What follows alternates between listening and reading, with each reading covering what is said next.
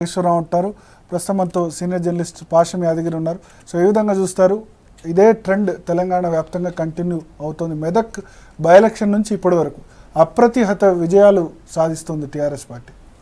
ఉప ఎన్నికల్లో మామూలుగా ఎక్కడ ఉప ఎన్నికలు జరిగినా కూడా అధికార పార్టీకి లాభం కలుగుతుంది. అది మామూలు సహజంగా మనం చూస్తున్నాం. కాంగ్రెస్ పార్టీకి ఈరోజు రడ్డర్లెస్ పార్టీ. అది దానికి ఒక చుక్కాని లేదు, ఒక నాయకుడు లేదు, నడిపేవానికి తెడ్డు లేదు, సముద్రానికి ఒడ్డు లేదు అన్నట్టుగా ఉంది. ఆ పరిస్థితుల్లో అధికార పార్టీ మొత్తం మంత్రుల్ని అధికారుల్ని మొత్తం అక్కడ కేంద్రీకరించింది. డబ్బు పంపిణీ జరిగింది, మద్యం పంపిణీ జరిగింది. అన్ని పార్టీల నుంచి చేర్చుకున్నారు, ఒక పార్టీ కాదు, అన్ని పార్టీల నుంచి చేర్చుకొని డిఫెక్షన్స్ అంటే ఏమి సిద్ధాంతాలు లేవు, అధికారం రావడం ఒకటే ముఖ్యం కాబట్టి అందరూ వైఎస్ఆర్పి పీఆర్పి తిరిగిన వాళ్ళందరూ, అజయ్ లాంటి వాళ్ళందరూ దాంట్లో చేరిపోయినారు. అందరూ కలిసి తర్వాత ఆమె పొలిటికల్ క్రీచర్ కాదు, రాజకీయాలు ఆమెకు తెలియదు పాపం, ఇంట్లో కూర్చుంది. ఈయన పొలిటికల్ క్రీచర్, మొదటి 30-40 ఏళ్ళుగా రాజకీయాల్లో ఉన్నాడు.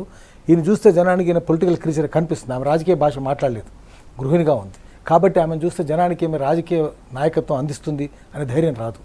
ఒకటి. తర్వాత అక్కడ పాలేరులో 35,000 మంది లంబాడాలు ఉన్నారు, వాళ్ళకి పోయి చెప్పాలి. ఈమె చెప్పుకోలేకపోయింది. ఈమె ఉన్నత వర్గానికి చెందిన కులీన స్త్రీ. ఈమె జనం దగ్గరికి పోయి మాట్లాడడం నామోషి ఆమెకు. అందుకని కూడా తర్వాత అధికార పార్టీని నమ్ముకుంటే ఏదైనా వస్తుంది. జనంలో ఇంకా ఆశలు ఉన్నాయి టీఆర్ఎస్ మీద, అన్ని చోట్ల గెలవడానికి అదే కారణం. అధికార పార్టీని నమ్ముకుంటే అభివృద్ధి ఉంటుంది. ఏదైనా రేషన్ కార్డు రావాలి, ఇంకోటి రావాలి, వైద్యం కావాలి, విద్య కావాలి. ఇది అధికార పార్టీని నమ్ముకుంటే వస్తుంది, ఆమెను నమ్ముకుంటే ఏమొస్తుంది? సో అందువల్ల ఈ పాలేరు ఎలక్షన్ గురించే బీజేపీ నుంచి బీజేపీ ప్రతినిధి కృష్ణసాగర్ రావు గారి ఒపీనియన్ అనుకుందాం. ఏమంటారు మీరు?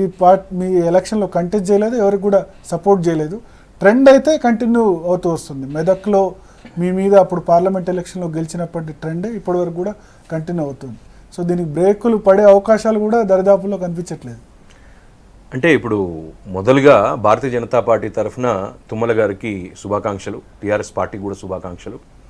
ప్రజాస్వామ్యంలో ఓటమి గెలుపులు సహజం.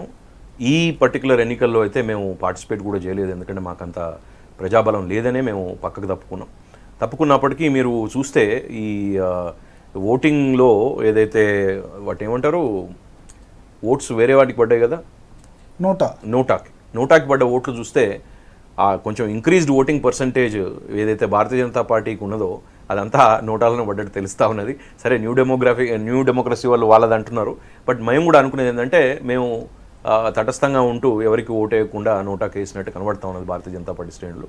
అయినప్పటికీ ఇక్కడ తుమ్మల నాగేశ్వరరావు గారి బలంతో వారు గెలిచారని మాత్రం వారు అనుకోవట్లేదు, వారు కూడా చెప్పారు.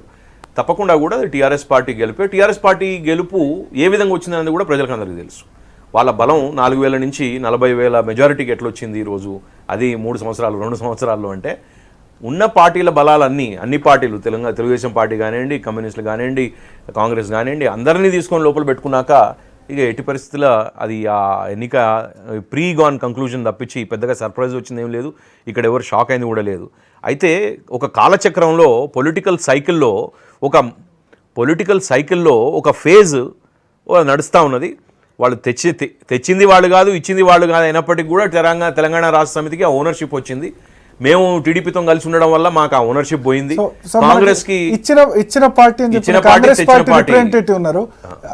ఎక్కడ కాంగ్రెస్ పార్టీ వైఫల్యం చెందుతుందంటారు మీరు? అంటే ఇప్పుడు మీరు ఆంధ్రప్రదేశ్కి వెళ్ళినా సరే మీరు కూడా ఈ ప్రాంతంలో చాలా పనిచేశారు గతంలో. సో ఎక్కడ వైఫల్యం జరుగుతుందంటారు? అంటే బేసికల్గా ఇందాక యాదగిరి గారు చెప్పినట్టు రూలింగ్ పార్టీకి డెఫినెట్గా బై ఎలక్షన్లో కొంత అడ్వాంటేజ్ ఉంటుంది. గతంలో కాంగ్రెస్ పార్టీ అధికారంలో ఉన్నటువంటి 2004-9 ఎన్నికల్లో కూడా మేము చాలా సందర్భాల్లో దీన్ని చేసాం. దేశవ్యాప్తంగా జరుగుతున్నటువంటి ట్రెండ్. ప్రజలందరూ కూడా ఒక డెసిషన్కి వచ్చారు. టీఆర్ఎస్ని మనం ఒక రాజకీయ పార్టీగా చూసుకుంటే గతంలో జరిగినటువంటి కార్పొరేషన్ ఎన్నికల్లో అబ్సల్యూట్ మెజారిటీతో మన రీసెంట్గా జరిగిన ఎన్నికల్లో స్వీప్ చేసిన టీఆర్ఎస్ పార్టీ అంతకుముందు జరిగినటువంటి కార్పొరేషన్ ఎన్నికల్లో ఒక క్యాండిడేట్ను కూడా బీ ఫార్మ్ ఇచ్చి పంపినటువంటి పరిస్థితి లేదు. మరి ఈ ఓవర్ ఏ పీరియడ్లో ఇంత బలమైనటువంటి శక్తిగా ఎందుకు జరిగిందంటే ప్రజలు ఒక ఆలోచనకి, ఒక అవగాహనకు వచ్చారు. మరి అదే తుమ్మల నాగేశ్వరరావు గారు గత ఎన్నికల్లో, జనరల్ ఎన్నికల్లో పోటీ చేస్తే ఎన్ని ఓట్లు వచ్చి అంతోటి గెలిచారు. తుమ్మల నాగేశ్వరరావు గారు గెలవలేదు కదా, అందుకే చాలా సీజన్డ్ పొలిటీషియన్. టీడీపీ నుంచి అదే సార్, ఏ రాజకీయ పార్టీ అయినా సీజన్డ్ అండ్ సీనియర్ పొలిటీషియన్ కాబట్టి ఆయన చెప్పారు, డిజోన్ చేసుకున్నారు, ఇది నాది కాదు పార్టీది అనేటువంటి. సో దీన్ని మనం బలమా అంటే మనం దీన్ని ఆలోచించాలి. బై ఎలక్షన్లో ఉన్నటువంటి పరిస్థితులు కానీ, బై ఎలక్షన్లో ఉండేటువంటి అడ్వాంటేజెస్ కానీ, అధికార యంత్రాంగం కానీ, ఇవన్నీ ఒక పక్కన ఉంటుంది. అట్ ది సేమ్ టైం ఆవిడ ఒక గృహిణి, కాంగ్రెస్ పార్టీ పెట్టింది, కాంగ్రెస్ పార్టీ ఆవిడని ఆయన భారీగా పెట్టారు. సో వాళ్ళకి ఎంతమంది ఎవరు సహకరించారు, లోకల్గా ఉన్నటువంటి ఇష్యూస్ ఏంటనేది చూస్తే తెలంగాణ రాష్ట్ర సమితిగా ఈరోజు అధికారంలో ఉన్నటువంటి టీఆర్ఎస్కి డెఫినెట్గా అడ్వాంటేజ్ ఉంది. మంత్రులు ఉన్నారు, తుమ్మల గారు బలమైనటువంటి మంత్రిగా ఉన్నారు, గెలిచినా ఓడినా ఆయనకి ఏం పెద్ద ఇంపాక్ట్ ఉండదు. సో కాన్స్టిట్యున్సీ ప్రజలు ఏమనుకుండొచ్చు, అభివృద్ధి జరుగుతుంది, తుమ్మల గారు లాంటి పెద్ద పాలేరు గురించి సిపిఎం సంబంధించిన ఒపీనియన్ అనుకుందాం. సిపిఎం పార్టీ కంటెస్ట్ చేసింది వీరయ్య గారు, ఇంపాక్ట్ పెద్దగా కనిపించినట్లేదు. మీరు గతంలో నాకు తెలిసి సెకండ్ పొజిషన్లో ఉన్నట్టున్నారు. సో ఎందుకు ఈసారి అటువంటి పరిస్థితి వచ్చింది? ఒకటి మొత్తం మనం ఈ 2 ఏళ్లలో వస్తున్న పరిణామం చూస్తే ఉద్యమ కాలంలో సగం జిల్లాలకే పరిమితమైనటువంటి టీఆర్ఎస్ అధికారంలోకి వచ్చిన తర్వాత 10 జిల్లాలు నావే అనగలిగే స్థితికి వచ్చింది. ఎట్లా వచ్చింది అంటే సొంత స్ట్రెంగ్త్తో రాలేదు. ఆ తర్వాత ఆపరేషన్ ఆకర్ష్ ప్రభావం, అధికారాన్ని ఉపయోగించుకొని రకరకాల స్కీమ్స్ ప్రయోగించి కష్టాల్లో ఉన్న జనానికి కాన్ఫిడెన్స్ను, ఒక ఆశను కల్పించేటువంటి విధానం చూసాం మనం. అందుకని నిరుపేదలకు ఇప్పుడు ఆ పాలేరు నియోజకవర్గంలో ట్రైబ్స్ కానీ ఇతరత్ర నిరుపేదలు కానీ డబుల్ బెడ్రూమ్ హౌస్ అంటే వచ్చేటువంటి ఆకర్షణ వేరు. అందుకని కింది స్థాయి నుంచి పై స్థాయి వరకు వివిధ పార్టీల ప్రజల మీద పట్టున్న వాళ్ళందరినీ కలుపుకున్న సో తర్వాత వీరయ్య గారు, పాలేరు నుంచి ఒకసారి నేషనల్ పాలిటిక్స్ వెళ్దాం. నేషనల్ పాలిటిక్స్ రుద్రరాజు గారు, Congress party back to national politics చూస్తే కాంగ్రెస్ పార్టీ ఎన్నికల్లో కోల్పోయింది ఎక్కువ, వచ్చింది చాలా తక్కువ. అన్ని స్టేట్స్లో కూడా అస్సాంలో అధికారం కోల్పోయింది, కేరళలో అధికారం కోల్పోయింది, తమిళనాడులో డిఎంకేతో కలిసి కంటెస్ట్ చేసినా కొంత సీట్ల ఇంప్రూవ్మెంట్ మాత్రం ఉన్నట్టు కనిపిస్తుంది 5 సీట్ల నుంచి. వెస్ట్ బెంగాల్లో 40 సీట్లు ఉండేవి చాలా ఇంకా తక్కువ స్థానాలకు పడుతుంది. మీరు ఎక్కడ ఆత్మశోధన చేసుకోవాల్సిన పరిస్థితి? డెఫినెట్గా ఇంట్రోస్పెక్షన్ చేసుకోవాల్సిన అవసరం ఉంది. రాజకీయ పార్టీ ఎవరైనా కానీ, కాంగ్రెసా, భారతీయ జనతా పార్టీయా, రీజనల్ పార్టీస్ ఎవరైనా కానీ, ప్రజలు అనేటువంటి వాళ్ళు అంతిమ తీర్పు ఇచ్చేటువంటి ప్రజలు. సో దీన్ని డెఫినెట్గా మేము పాజిటివ్ వేలో తీసుకుంటాం. తప్పనిసరిగా నథింగ్ టు డూ. కాంగ్రెస్ పార్టీకి ఈ ఆటుపోట్లు ఏం కొత్తని ఎవరు ఊహించరు. ఎందుకంటే ఈ స్వాతంత్రం వచ్చిన తర్వాత ఇన్ని సంవత్సరాలు ఉన్నటువంటి పరిపాలనలో మంచి చెడ్డ, పాజిటివ్, నెగిటివ్ రకరకాల ఇష్యూస్ జరుగుతుంటాయి. అస్సాంలో ఉన్నటువంటి పరిస్థితి ఏం జరిగిందంటే, అస్సాంలో 15 సంవత్సరాలు కంటిన్యూస్గా అధికారంలో ఉండడం మూలాన కానీ, లేకపోతే భారతీయ జనతా పార్టీ, ఏజీపీ, లేకపోతే అక్కడ ఉన్నటువంటి బోడో ఫ్రంట్స్ తోటి వీళ్ళంతా అలయన్స్ అవడం కానీ, అంటే యాంటీ కాంగ్రెస్. మీరు ఇక్కడ ఒక క్వశ్చన్, మీరు అస్సాంలో పనిచేశారు, మొన్నటి వరకు అక్కడ వర్క్ కూడా చేశారు కాబట్టి అడుగుతున్నా. బీజేపీ ఏమో వేరే పార్టనర్స్ను తీసుకొచ్చుకుంది. బోడోల్యాండ్ పీపుల్స్ ఫ్రంట్ మొన్నటి వరకు మీతోనే ఉంది. తర్వాత అస్సాం గణ పరిషత్ను కూడా వాళ్ళ దారికి తీసుకొచ్చుకున్నారు. మీరు ఏ యూడిఎఫ్తో అక్కడ ఎందుకు అలయన్స్లోకి వెళ్ళలేదు? ఇప్పుడు చూసుకుంటే ఏ యూడిఎఫ్ 12 స్థానాలు అక్కడ ఉంది. Significant vote share, minority vote మీకంటే ఎక్కువ వాళ్ళకే బడ్జెట్ ఉన్నాయి. ఎందుకు అక్కడ అలయన్స్కు ప్రయత్నం జరగలేదు? ఏఐడిఎఫ్ వాళ్ళకున్నటువంటి ఆలోచన మేరకు వాళ్ళేమి రాజకీయంగా ఆలోచించి ఉండొచ్చు అంటే, ఇంత అబ్సల్యూట్ మెజారిటీ భారతీయ జనతా పార్టీకి వస్తుందని ఆయన ఆలోచించలేదు. బద్రుద్దీన్ అహ్మద్ ఆయన పార్లమెంట్లో ఉన్నారు. సో వాళ్ళు ఏంటంటే బార్గెనింగ్ కెపాసిటీ ఏమైనా బాగుంటుంది, భారతీయ జనతా పార్టీ కొంచెం టైట్గా వస్తే మనం అక్కడ ఏదైనా చేసుకోవచ్చు అనేటువంటి ఆలోచనలో కొంత ఆయనని ప్యాంపర్ చేసినటువంటి మాట వాస్తవం. At the same time Congress party AGP ఓటరే బీజేపీ ఓటరు, ఏజీపీ లీడరే బీజేపీ లీడర్. ఈవేళ ముఖ్యమంత్రిగా భారతీయ జనతా పార్టీ పెట్టినటువంటి సోనావాలా గారు కూడా ఏజీపీ నుంచి వచ్చినటువంటి లీడర్షిప్. సో అది బేసికల్గా యాంటీ కాంగ్రెస్గా ఉన్నటువంటి party AGP. So AGP, BJP వీళ్ళంతా కలిపి కంటెస్ట్ చేయడం వల్ల డెఫినెట్గా యాంటీ కాంగ్రెస్ ఓటు డివైడ్ అవడంతో కొంత కాంగ్రెస్ పార్టీకి మైనస్ అయింది. మీరు కేరళలో మనం లాస్ట్ టైం కూడా 1% ఓట్లతోటి ప్రతిసారి కూడా అదే జరుగుతుంది. ఒకసారి చాలా ఎక్కువ ఓట్ షేర్ ఉంది. ఈసారి 84, ఇప్పుడు చూస్తే ఎల్డీఎఫ్ 84 ఉంటే అంటే యూడిఎఫ్ మాత్రం కేవలం 47. మనం సీట్ల కేరళలో లాస్ట్ టైం చూస్తే 72 సీట్స్ యూడిఎఫ్కి వస్తే 68 లెఫ్ట్కి వచ్చాయి. చాలా టఫ్ కాంపిటీషన్. 1% డిఫరెన్స్ తోటి పూర్తిగా చేతులు ఎత్తేసిన మనం ఇప్పుడు సీట్ల సంఖ్యను పరిగణలోకి తీసుకునే కన్నా కూడా ఓట్ల సంఖ్యను పరిగణలోకి తీసుకుంటే, ఆంధ్రప్రదేశ్లో ఓడిపోయిన దానికి గెలిచిన దానికి 5 లక్షల ఓట్లే. So that doesn't mean that అది that difference number of seats ఎక్కువ ఉంటాయి. సో పర్సెంటేజ్ ఆఫ్ ఓట్స్ని ఇంకా మనం స్టిల్ అల్టిమేట్గా అన్ని రిజల్ట్స్ వచ్చాక చేయాలి. బట్ డెఫినెట్గా ఇక్కడ ఇంట్రాస్పెక్షన్ చేసుకోవాల్సిన అవసరం ఉంది. ఇక్కడ ఒకటి, ముఖ్యమంత్రి గారు మీకు డైరెక్ట్ ఫైట్ అస్సాంలో ఉంది. బీజేపీ మిమ్మల్ని ఇంకా కూడా ఏ రాష్ట్రంలో డైరెక్ట్ ఫైట్ ఉంటే ఆ రాష్ట్రంలో ఓడించగలుగుతుంది. స్టిల్ మోడీ పాలనకు 2 సంవత్సరాలు వచ్చాయి. సో మోడీ పాలనకు యాక్సెప్టబిలిటీ లభించింది ప్రజల నుంచి అని అనుకోవద్దా? అనుకోండి. మరి కేరళలో కూడా మీరు అనుకోండి, వెస్ట్ బెంగాల్లో అనుకోండి, తమిళనాడులో అనుకోండి, అక్కడ వాళ్ళు బలంగా లేరు కాదండి. భారత ప్రధానిగా ఉండి 280 సీట్లతోటి సింగిల్ లార్జ్, ఇప్పుడు ఇంతవరకు 20-25 ఏళ్ల సంకీర్ణ ప్రభుత్వాల్లో భారతీయ జనతా పార్టీకి ఫస్ట్ టైం ఇంత పెద్ద మ్యాండేట్ ఇచ్చినటువంటి మాట వాస్తవం. అంతే కదా.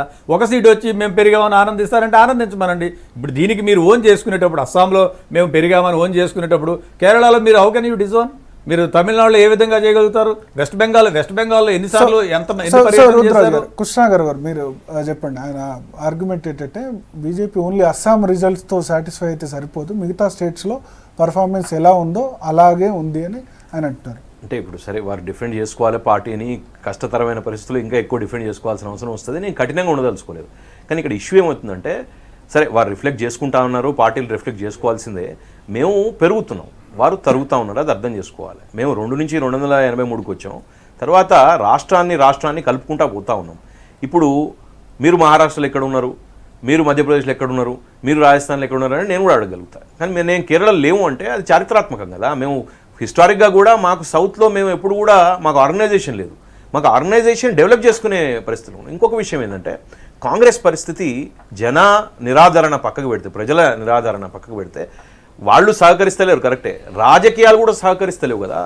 మీరు ఎక్కడ కూడా టైలెండర్గా ఉండిపోయినారు కదా. మీరు అలైగా మీరు టైలెండర్గా ఉన్నారు, కానీ మీరు లీడ్ చేసే అలయన్సెస్లు ఈ దేశంలో కనబడతలేవు. ఇప్పుడు మీరు అస్సాంలో అన్నారు, అస్సాంలో మేము అలయన్స్ లీడ్ చేస్తూ ఉన్నాం, మీరు అలయన్స్ లీడ్ చేసే పరిస్థితుల్లో కూడా లేరు. అలయన్స్లలో చిన్న భాగం మీరు పోషిస్తూ ఉన్నారు. డిఎంకేలో మీరు కాదు లీడరు, వెస్ట్ బెంగాల్లో మీరు కాదు లీడరు. వెస్ట్ బెంగాల్లో అయినా కూడా పరిస్థితి అయితే ఘోరం మారిపోయింది. కేరళలో మీరు లీడర్ ఉండడం మీరు పోతా ఉన్నది. కాబట్టి నేనేమంటా ఉన్నా అంటే, దేశం మొత్తంలో నిరాదరణ అన్నది చాలా క్లియర్గా ప్రజలు కాంగ్రెస్కి చూపిస్తూ ఉన్నారు. కాంగ్రెస్ రాజకీయాల్ని రిజెక్ట్ చేస్తూ ఉన్నారు. ఇప్పటికైనా కూడా వారు అర్థం చేసుకోవాల్సిందంటే, వాళ్ళ ఆర్గనైజేషనల్లీ వాళ్ళ లీడర్షిప్ని ఒక మొనాటనీ వచ్చేసింది. ఇప్పుడు ఒక అకాడమిక్ సర్క్యూట్లో కూడా జనరేషన్స్ అంటే ఇప్పుడు ఫ్యామిలీ రన్ మేనేజ్మెంట్ బిజినెసెస్ ఉంటాయి, అది ఒక్కొక్క తరానికి తగ్గుతూ ఉంటుంది, పెరగదు. కాబట్టి ఇదో నాలుగో తరం వచ్చింది రాజకీయంలో వాళ్ళకి, డైనాస్టిక్ రూల్లో. ఈ 4వ తరం నుంచి పెరిగే ప్రసక్తే ఉండదు, తగ్గడం తప్పించి. ఎందుకంటే నాయకత్వానికి ఆ బలం లేదు, ఆ ఎక్స్పీరియన్స్ లేదు, ఆ రాజకీయ చతురత లేదు, ప్రజల్ని ఆదరణ పొందే కేపబిలిటీ లేదు. కాబట్టి అది అర్థం చేసుకోవాల్సిన అవసరం. రెండో విషయం, చాలా ఇంపార్టెంట్ విషయం ఏంటంటే, భారతీయ జనతా పార్టీకి ఈరోజు మేము కేరళలో అక్కడ యూడిఎఫ్ ఎల్డిఎఫ్ మధ్య జరిగే వారిలో కమ్యూనిస్టులు డామినేట్ చేసే ఏరియాల్లో కూడా మేము చొచ్చుకుపోయి 2% ఉన్న మా పర్సంటేజ్ ఆఫ్ ఓట్ షేర్ని మేము పెంచుకోగలుగుతా ఉన్నాం. వెస్ట్ బెంగాల్లో 7 సీట్లు అంటే 2.2% ఉన్న తమిళనాడులో ఈరోజు double digit percentage vote share వచ్చింది. తర్వాత కేరళలో మాకు డబుల్ డిజిట్ ఓట్ షేర్ వచ్చింది. అక్కడ మాకు హార్డ్లీ అని ఓట్ షేర్ ఉండేది, అక్కడ తమిళనాడులో 6% ఉండేది. సో అట్లా ఓట్ షేర్ పెరుగుతూ ఉన్నది. మీరు సీట్ షేర్ చూసినా ఓట్ షేర్ చూసినా భారతీయ జనతా పార్టీకి ఆరో పైకి పోతా ఉన్నది, వాళ్ళ ఆరో కిందికి పోతా ఉన్నది. అది అర్థం చేసుకోవాల్సిన. సో యాదగిరి గారు, ఓట్ షేర్ బీజేపీ క్రమక్రమంగా పెంచుకుంటూ పోతుంది అని చెప్తున్నారు. సో మోడీ సర్కార్ కూడా 2 సంవత్సరాలు కంప్లీట్ చేసుకోబోతుంది. ఎలక్షన్ రిజల్ట్స్, అన్ని రాష్ట్రాల రిజల్ట్స్ కేంద్ర ప్రభుత్వం మీద ఎటువంటి ఇంపాక్ట్ చూపించబోతున్నాయి, కాంగ్రెస్ పార్టీ మీద కూడా ఎటువంటి ఇంపాక్ట్ చూపించబోతుంది? ఇది రెండింటి మీద చాలా తీవ్రమైన ప్రభావం. బీజేపీ కూడా అంత చేయాల్సింది ఏం లేదు. మే 26కు రెండేళ్ళు అవుతుంది భారతీయ జనతా పార్టీ. 2 ఏళ్లలో ఎలక్షన్స్ గెలిచిన మాట నిజమే. ఆ తర్వాత చాలా చోట్ల మహారాష్ట్రలో గెలిచారు, హర్యానాలో. బట్ ఈ ఎలక్షన్లో అయితే మొన్న ఢిల్లీ మున్సిపల్ ఎలక్షన్ చూస్తేను దాంట్లో కూడా భారతీయ జనతా పార్టీ దెబ్బతిన్న విషయం మనకు కంటి ముందు కనిపిస్తుంది. అది అంతకంటే ముందు హర్యానాలో దెబ్బతిన్నది ఉంది, ఢిల్లీలో దెబ్బతిన్నది, ఢిల్లీ జనరల్ ఎలక్షన్స్లో కూడా. అందుకని అజేయం భారతీయ జనతా పార్టీ అని ఉండొద్దు. ఒకటి కాంగ్రెస్ పార్టీ, భారతీయ జనతా పార్టీ తెలుసుకోవాల్సిన విషయం ఏంటంటే, వాటికి ఒక ఫెడరల్ స్వభావం రావాలి. అది రాలేదు. దక్షిణాదిలో లేదంటే మీరు ఎట్లా ఫెడరల్ పార్టీ అవుతారు? మీరు కింద ఆకాంక్షలు, మీరు ద్రవిడియన్స్ ఏం కోరుకుంటున్నారు, తెలుగువారు ఏం కోరుకుంటున్నారు? ఎందుకంటే భారతదేశం ఈజ్ ఫెడరేషన్ ఆఫ్ ఫెడరేషన్స్. అనేక జాతులు, మతాలు, కులాలు ఇవన్నింటినీ వాటికి ప్రాతినిధ్యం వహించే స్వభావాన్ని సంతరించుకోవాలి. Bharatiya Janata party సంతరించుకోవాలి, Congress party సంతరించుకోవాలి. జాతీయ పార్టీలకు ఆ లక్షణం లేదు. ఆ ఢిల్లీలో గురించి పరిపాలిస్తున్నాయి. కొన్ని వర్గాలకు, కొన్ని కులాలకు, కొన్ని మతాలకు, కొన్ని భాషలకు మాత్రమే పరిమితమైనవి. ఆత్మశోధన చేసుకోవాలి. రోజు తరూర్ కూడా అంటున్నాడు, శశి తరూర్, మేము ఆలోచించుకోవాలి, తర్వాత కొత్త నాయకత్వం రావాలి, యువత రావాలి, ఇవి ఆలోచించుకోవాలి. ఇది ఊరికే గెలిచినామని భుజాలు అనుకుంటే కాదు, మనం ఏం చేసుకోవాలి, ఎందుకు లేమనేది కూడా ఆత్మపరిశీలన చేసుకోవాలి. ఒకటి. రెండవది, కాంగ్రెస్ పార్టీలో ఈరోజు తర్వాత ఏమవుద్ది, ఎక్కడా లేదు కాంగ్రెస్ పార్టీ. దానివల్ల చాలామంది వలసలు బయటికి వెళ్ళిపోతారు, ఉండదు, ఆగమైపోతుంది ఆ పార్టీ. ఇప్పటికే మొన్న హైదరాబాద్ మున్సిపల్ కార్పొరేషన్ ఎలక్షన్స్లో చూసినాం, కాంగ్రెస్ పార్టీ నాయకులు ₹5 భోజనం అద్భుతంగా ఉందని చెప్పి ఎన్నికల మధ్యన ప్రకటిస్తారు. ఎవరికి ఉపయోగపడ్డది? అందుకనే చుక్కాలు లేని పడవల్లాగా ఉండకుండా వాళ్ళు ఒక ఆత్మశోధన చేసుకొని పార్టీని బలోపేతం, 2 పార్టీలు దానికి ఫెడరల్ స్వభావం సంతరించుకునేటట్టుగా చేసుకోవాలి. ఆ క్యారెక్టర్ లేదు 2 పార్టీలకు లేదు. ఒకటి. రెండవది, భారతీయ జనతా పార్టీకి నష్టమే వస్తుందంటే, రేపు తమిళనాడు నుంచి 6 సీట్లు ఉన్నాయి, ఎన్నికలు జరగబోతున్నాయి రాజ్యసభలో వాళ్ళ బిల్లులు పాస్ కావు, ఇప్పటికే పాస్ కాని పరిస్థితి ఉంది. రేపు ఇంకా అక్కడ అన్నాడీఎంకే అధికారంలోకి వస్తుంది, వాళ్ళు అన్నాడీఎంకే వచ్చినా కూడా వీళ్ళు ఏం చేసుకుంటారో తెలియదు, ఎట్లా ఉంటారో తెలియదు. వాళ్ళ పొత్తుల కూటమి మనం చూసినా కదా అట్లా లేదు. తర్వాత వెస్ట్ బెంగాల్ కూడా అదే పరిస్థితి. అందుకని వీళ్ళు కూడా కొంచెం జాగ్రత్తగా ఇంక ముందు నడిపేది ఎట్లా, రాజ్యసభలో మా బలం ఎట్లా ఉండాలి, మా బిల్లు పాస్ కావాలంటే ఏం చేయాలి, అది చూసుకొని ఫెడరల్ స్వభావం. అందుకే చెప్పేది జయలలితతో పొత్తు పెట్టుకోవాలన్నా, వెస్ట్ బెంగాల్ మమతా బెనర్జీతో స్నేహం చేయాలన్నా కూడా ఫెడరల్ స్వభావం అవసరం. ఫెడరల్ స్వభావం ఉంటే ఈ 2 పార్టీలకు ఉంటుంది. మే 26 ఎక్కువ దూరం లేదు. అందుకని మేము ఏమి చెప్పినాము, ఏమి చేసినాము అది కూడా ఆలోచించుకోవాలి. ఆర్థిక విధానాల అమలును ప్రజలు సమీక్షిస్తారు, మీరు సమీక్షించకపోయినా జనం సమీక్షిస్తారు. అందుకని ఆత్మవిమర్శ, అన్ని పార్టీలు ఆత్మవిమర్శ చేసుకొని ఇంకా ముందు ప్రజాస్వామ్య స్ఫూర్తి ప్రకారం ఉండేటట్టుగా వాళ్ళ పార్టీలు సంస్కరించుకోవాలి. సో వీరే గారు, నేషనల్ ఇంపాక్ట్ ఎలా ఉంటుంది, ఎలక్షన్ ఇంపాక్ట్, ముఖ్యంగా కమ్యూనిస్టుల పరిస్థితి ఏ విధంగా ఉంటుంది, కాంగ్రెస్ బీజేపీలలో ఎటువంటి ఈక్వేషన్స్ మారనున్నాయి ఈ 5 రాష్ట్రాల్లో? 2 అంశాలండి. ఇప్పుడు కృష్ణసాగర్ రావు గారు క్లెయిమ్ చేశారు అస్సాము మోడీ పాలనకు సర్టిఫికేట్ అనేటువంటి రూపంలో. అది మోడీ పాలనకు సర్టిఫికేట్ అయితే మిగతా రాష్ట్రాల్లో ఆ సర్టిఫికేట్ ఎందుకు రాలేదనేది ప్రశ్న సహజంగా వస్తుంది. అదో భాగం అయితే కాంగ్రెస్ ముక్త భారత్ అనే నినాదమే ప్రధానం మాకు అనేది కూడా కృష్ణసాగర్ రావు గారు చెప్పారు. అది కూడా కరెక్ట్. వీటన్నిటిని బట్టి మనకు స్పష్టంగా కనపడుతుంది ఏంటి, కాంగ్రెస్ బలహీనత బీజేపీ బలం తప్ప బీజేపీ బలంగా ఏమి కనపడట్లా. మేము ఇది సాధించాం, మా కోటేయండి అనగలిగే స్థితిలో బీజేపీ లేదు. ఎందుకంటే కాంగ్రెస్ చెప్పుల్లోనే కాళ్ళు పెట్టింది. కాంగ్రెస్ ఒక చర్చ ఏమి నడుస్తుంది, బీజేపీ ప్రభుత్వంలో కాంగ్రెస్ ప్రధానమంత్రి అనే రూపంలో ఒక ఇంప్రెషన్ వస్తుంది అని. అంటే ఎందుకు వచ్చింది, విధానాల్లో తేడా లేదు. మరి అస్సాంలో ఎట్లా వచ్చింది గెలుపు అని అంటే కాంగ్రెస్ బలహీనతే బీజేపీకి అక్కడ అడ్వాంటేజ్ అయింది. ఎందుకు, కాంగ్రెస్ 15 సంవత్సరాల యాంటీ ఇన్కంబెన్సీ ఒకటైతే, రెండోది ఎవరితో పొత్తు పెట్టుకోకపోవడం ఇంకొకటి అయితే, ఆ బలహీనతలను ఎన్కాష్ చేసుకుంది. నేను యాంటీ ఇన్కంబెన్సీని కలుపుకుంది. తన పార్టీ నాయకులు ఎవరు లీడ్ చేయలేదు. ఇప్పుడు రేపు ముఖ్యమంత్రి అయినా తన పార్టీ నాయకులు కాదు, బయట నుంచి వచ్చిన వాళ్ళే అనేది కనపడుతుంది కదా. బయట నుంచి వచ్చిన వాళ్ళే తన పార్టీ నాయకులు, ఇతర పార్టీలతో అలయన్స్.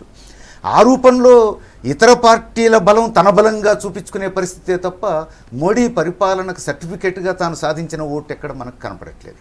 అదే గనుక అయితే మధ్యప్రదేశ్ తీసుకున్నా, ఛత్తీస్గఢ్ తీసుకున్నా, గుజరాత్ తీసుకున్నా, హర్యానా తీసుకున్నా, ఢిల్లీ తీసుకున్నా, ఈ మధ్యకాలంలో జరిగిన లోకల్ బాడీ ఎలక్షన్స్ అన్నింటిలోనూ బీజేపీ ఓడిపోయింది. తమ సొంత రాష్ట్రాల్లో, తాము అధికారంలో ఉన్న రాష్ట్రాల్లో స్థానిక సంస్థల ఎన్నికల్లో బీజేపీ ఓడిపోయింది. అందుకని ఈ అనుభవాలన్నీ కూడా మనం చూడాల్సినటువంటి అవసరం ఉంది. ఈ నేపథ్యంలో చూసినప్పుడు గతంలో బీహార్ అసెంబ్లీ ఎలక్షన్స్ లేదా ఢిల్లీ అసెంబ్లీ ఎలక్షన్స్ చూసాం మనం. అందుకని రానున్న కాలంలో పార్లమెంట్ ఎన్నికలకు ఇంకా 3 ఏళ్ళ టైం ఉంది. అది కూడా మన గమనంలో ఉండాలి. ఈ 3 ఏళ్ళు కూడా జనం చూస్తారు. ఈ ప్రాసెస్లో కాంగ్రెస్ బీజేపీ విధానాలు ఒకటే అయిన తర్వాత ఈ 2 మా జీవితాలకు దిక్కు లేకుండా చేసినాయి అని జనం ఆలోచిస్తున్న నేపథ్యంలో వీటికి ప్రత్యామ్నాయం ఎవరు చూపించగలిగితే వాళ్లకు బ్రహ్మరథం పడతారు జనం. అందుకని జాతీయ స్థాయిలో ఖచ్చితంగా ఒక పార్టీ ఎమర్జ్ అవుతుందా, లేకపోతే ఒక్కొక్క రాష్ట్రంలో ఒక్కొక్క కాంబినేషన్ ఎమర్జ్ అయ్యి అల్టిమేట్గా దేశంలో ఒక కూటమి వస్తుందా, ఏదొచ్చినా ఈ కాంగ్రెస్ బీజేపీ అనుసరించిన విధానాలకు భిన్నమంగా ప్రజల జీవితాలను ఎంతో కొంత మెరుగుపరచగలిగేటువంటి విధానాలతో వస్తే డెఫినెట్గా వాటికి ప్రజలు ఆదరించే అవకాశం. సో కృష్ణాగర్రావు గారు, వీరే గారు చెప్పినట్లు కాంగ్రెస్తో డైరెక్ట్ ఫైట్ ఉన్న చోట్ల మీరు నెట్కు రాగలుగుతున్నారు. బట్ వెస్ట్ బెంగాల్ చూసుకుందాం, తృణమూల్ కాంగ్రెస్ అక్కడ మళ్ళీ అధికారంలోకి వచ్చింది. తమిళనాడు ద్రవిడ పార్టీలు, ఇటువంటి చోట్ల రీజనల్ పార్టీ స్ట్రాంగ్గా ఉన్న చోట్ల ఆంధ్రప్రదేశ్, తెలంగాణ ఎందుకు బీజేపీ డెవలప్ కాలేకపోతుంది అంటారు? తప్పకుండా వారు పాసం గారు చెప్పింది 100% రైట్. నేను కంప్లీట్గా ఏకీభవిస్తాను. వారు ఏమన్నారంటే ప్రాంతీయ ప్రజల ఆకాంక్షల్ని జాతీయ పార్టీలు ఇన్క్లూడ్ చేయకపోవడం వల్ల ఎక్స్క్లూజివ్ గ్రోత్ జరుగుతూ ఉన్నది. అదేగాక ఎక్స్పోనెన్షియల్గా కూడా గ్రోత్ ఎక్కడ జరుగుతూ ఉన్నది అంటే కాంగ్రెస్ వర్సెస్ బీజేపీ 2 పార్టీలు తప్పించి రీజనల్ పార్టీస్తో కంపీట్ చేయలేకపోవడం అన్నది ఒక బలహీనతనే. అండ్ వీరే గారు చెప్పిన దాన్ని కూడా నేను అంగీకరిస్తా. ఇప్పుడు కాంగ్రెస్ బలహీనత మా బలం అవుతుంది. రాజకీయాలు ఎప్పుడైనా ప్రత్యర్థుల బలహీనతలే మనకు బలాలు అవుతాయి. కాబట్టి ప్రజలు కూడా ఇప్పుడు ఆ బలహీనత ఉన్నప్పుడు 3వ పార్టీకి ఓటేయాలి కదా, లేకపోతున్నారు అంటే జాతీయ పార్టీని చూస్ చేసుకుంటా ఉన్నారు. మీరు ఒకటి ఆలోచించాల్సింది ఏంటంటే హిస్టారిక్గా చారిత్రాత్మకంగా జరిగింది ఏంటంటే 2014 ఎలక్షన్లలో కోయలిషన్ ఎరా వచ్చింది అని అనుకుంటున్న సమయంలో కోయలిషన్ ఎరా ఎండ్ అయింది. ఇప్పుడు ఆ కోయలిషన్ అనేది మేము 26 పార్టీలతోని వాజ్పేయి గారు నడిపించింది, ఈరోజు 3 పార్టీలతో నడిపిస్తా ఉన్నాం. రేపు పొద్దున కూడా కోయలిషన్ పెరగొచ్చు, కానీ డిసైసివ్ లీడర్షిప్, ఒక కేంద్రీకృతమైన నాయకత్వం ఉన్న, ఒక విధానపరమైన, ఒక సూత్రప్రాయమైన, ఒక ఐడియాలజికల్ పార్టీలను మాత్రమే ఈరోజు ప్రజలు ఆదరించే పరిస్థితికి భారతీయ జనతా పార్టీ తీసుకొచ్చింది భారతీయుల్ని. ఇప్పుడు రేపు పొద్దున దక్షిణంలో కానివ్వండి, ఇప్పుడు వెస్ట్లో కానివ్వండి, ఏమైనా మార్పులు వచ్చినా కూడా ఆ పార్టీలు, ఆ పార్టీ నాయకులు మాత్రం కలిసి పనిచేయడానికి రెడీగా ఉన్నారు.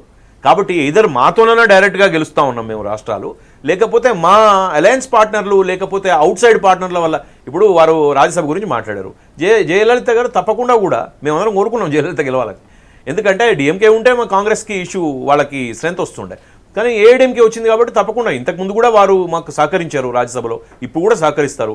మమతా గారితో కూడా 100% మాకు ఈసారి ఈమె గెలిచి వచ్చిన తర్వాత మాకు సపోర్ట్ ఇస్తారు వాళ్ళు రాజ్యసభలో. ఎందుకంటే వాళ్ళకు కూడా 2019లో వచ్చే ప్రభుత్వం ఎవరో తెలుసు. ఇప్పుడు 2019లో ఏ బ్లాక్ మాకు ఆల్టర్నేట్గా ఉన్నది. ఇప్పుడు కాంగ్రెస్ అయితే ఆ బ్లాక్ని లీడ్ చేసే పరిస్థితులు అయితే లేదు కదా, they have to be tail-Ender. So కాబట్టి 2019లో మేము ప్రభుత్వానికి వస్తాం. కాబట్టి ఇప్పుడున్న ప్రభుత్వాలు, రాష్ట్ర ప్రభుత్వాలు తప్పకుండా కూడా కేంద్రంతో, భారతీయ జనతా పార్టీతో కలిసి పనిచేయడానికే మొగ్గు చూపుతాయి. Right sir, thank you. ఒకసారి 5 రాష్ట్రాల ట్రెండ్స్ చూస్తే కనుక అస్సాంలో 83 సీట్స్తో బీజేపీ కూటమి ముందంజలో ఉంది. పుదుచ్చేరిలో ఎన్ఆర్ కాంగ్రెస్ 11 సీట్లు, డిఎంకే కూటమి 10 సీట్లు ఆధిక్యంలో ఉంది. అక్కడ కొద్ది హోరాహోరు నడుస్తుంది.